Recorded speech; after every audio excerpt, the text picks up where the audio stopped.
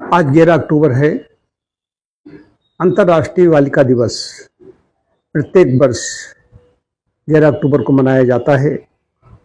हर कोई भी दिवस होता है, उसकी अपनी एक थीम, एक विषय होता है।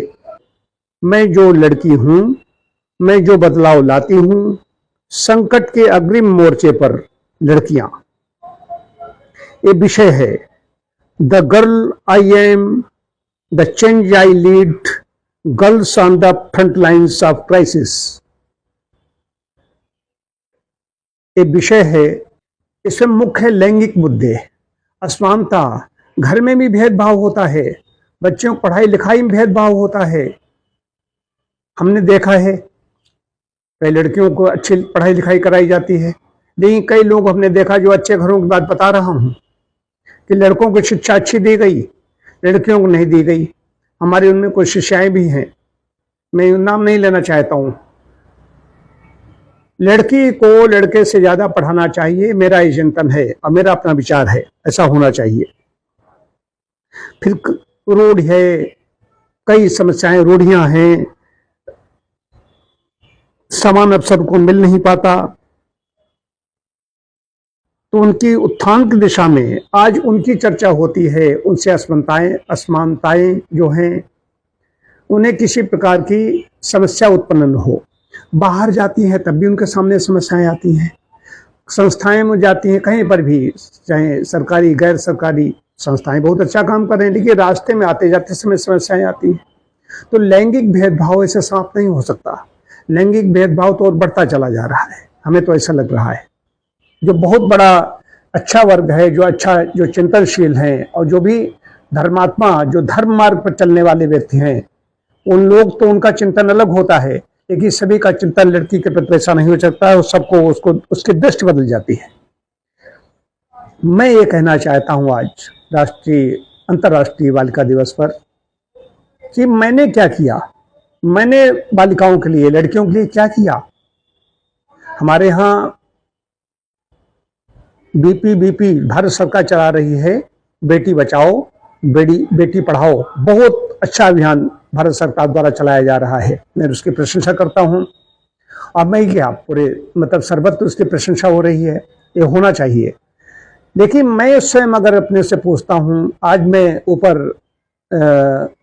व्यायाम, योगासन सब करने के बाद में, तो थोड़ी देर के लिए मैं, डॉक्टर शरद जी और यादव जी, 3 लोग वहां पर थे, हमने कहा थोड़ी देर मैं लेटूंगा। लेटने के बाद में ऊपर आकाश में, अंतरिक्ष में उधर देखूंगा, और जो पेड़ हैं, वृक्ष, उनको झूमते हुए देखना चाहूंगा। तो चिंतन आया, मैं चिंतन कर रहा, मैंने क्या दिया। हाँ, तो फिर अंदर से उत्तर आया कि 3 वर्ष से मैं पहले 2022 में मैंने वीरांगना आसन आविष्कृत किया था। वो मैंने दिया कि किसी भी दृष्टिकोण से विचार करें, बात बालकों की हो, बालिकाओं की हो, पुरुषों या महिलाओं की हो, उसमें स्वस्थ शरीर की बात आती है।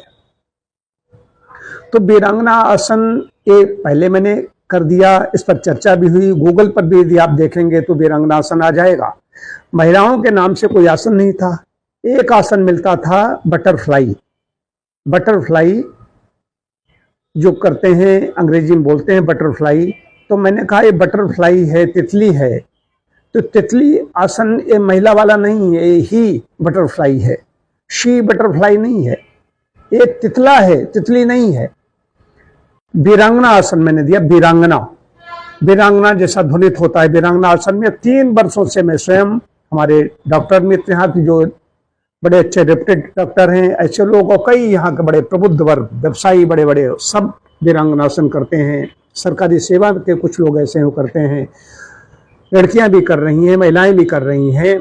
कई ऐसे रिटायर्ड डॉक्टर हैं, उनको भी कराया, उनकी कमर की प्रॉब्लम के लिए मैंने कराया, उनकी प्रॉब्लम के लिए कराया। लेकिन ये वीरांगना आसन जो आज मैं अब सब बता रहा हूँ, कि पूरे अंतर्राष्ट्रीय स्तर कहीं पर भी जाए, वीरांगना आसन कोई भी कर सकता है।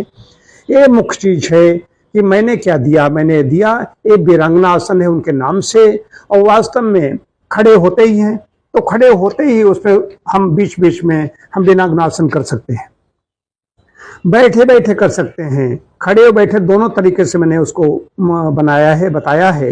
एक चीज मैंने दी है, उसके लाभ भी हैं कि शरीर की पहली हमारे यहाँ दीपाली है, दीपाली मेरी सहायक है और ये एमए कर चुकी है ज्योग्राफी में और एमए योग में इसका कंप्लीट होने वाला है।